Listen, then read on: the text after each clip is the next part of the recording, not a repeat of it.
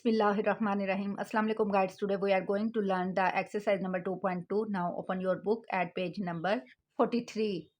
And the third question of this exercise is give the name of the property used in the following. हमारे पास ये different part है, हमने बताना है कि इनमें कौन कौन सी properties use हुई हैं. चलिए जी let's start. First part of this question is square root 24 plus 0 is equal to square root of 24. यानी इसमें हमारे पास ये देखें इधर 0 means यानी इधर identity है, यानी हमारे पास यहाँ हमने स्क्वायर रूट 24 में 0 को आइडेंटिटी को ऐड करेंगे अगर हम, तो हमारे पास यही अगेन हमारे पास यही पीछे वाली रकम ही आ जाएगी 24। तो हमारे पास ऐसी कौन सी प्रॉपर्टी है जिसमें हम अगर आइडेंटिटी को ऐड करें तो हमारे पास अगेन वही रकम आ जाए, तो वो हमारे पास फिर होती है एडिटिव आइडेंटिटी।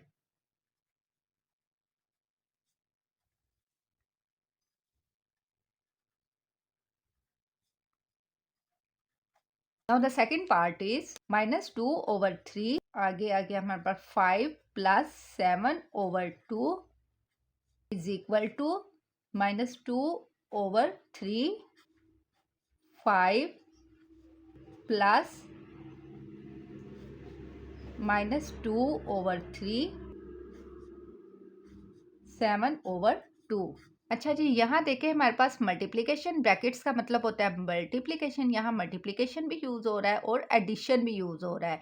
तो ऐसी कौन सी प्रॉपर्टी है, हम प्रॉपर्टीज पीछे भी डिस्कस कर चुके हैं हम अपने क्वेश्चन फर्स्ट में भी और सेकंड में भी। तो हमारे पास ऐसी कौन सी प्रॉपर्टी है जिसमें मल्टीप्लिकेशन भी मौजूद हो और एडिशन भी मौजूद हो, तो वो फिर हमारे पास होगी डिस्ट्रीब्यूटिव प्रॉपर्टी, जिसमें हमारे पास एडिशन भी मौजूद होगा और मल्टीप्लिकेशन भी मौजूद होगा। तो हम इधर लिख देंगे फिर distributive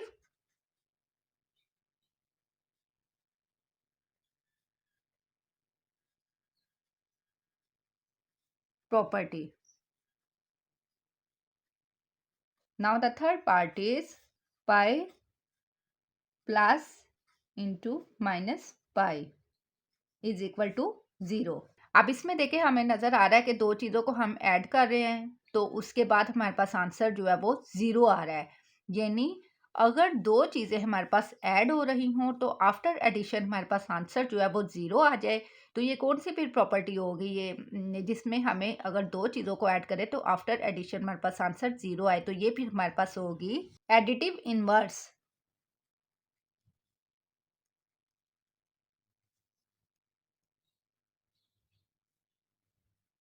Now the fourth part is square root 3 multiplied by square root 3 is a real number.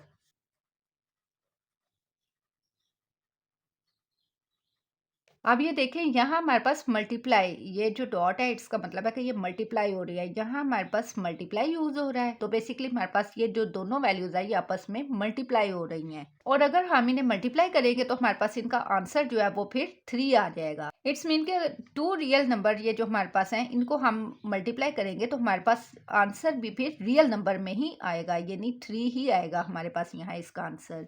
तो फिर अब हमने बताना है कि यहाँ कौन सी प्रॉपर्टी यूज हो रही है। तो अगर दो रियल नंबर्स को आपस में मल्टीप्लाई करें तो हमारे पास आंसर रियल नंबर में ही आए, तो वो हमारे पास फिर क्लियर प्रॉपर्टी होगी, क्लियर की। तो हम इधर लिख देंगे property. Now the fifth part is -5/8 -8/5 is equal to 1।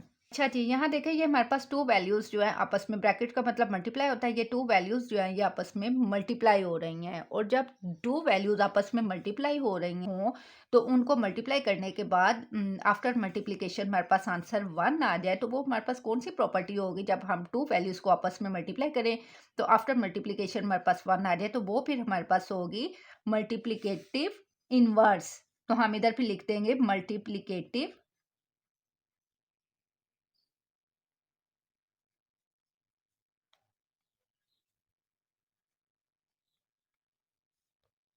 Inverse. चलें जी, here it is done. I hope you understood. See you in the next lecture. Till then, Allah Hafiz.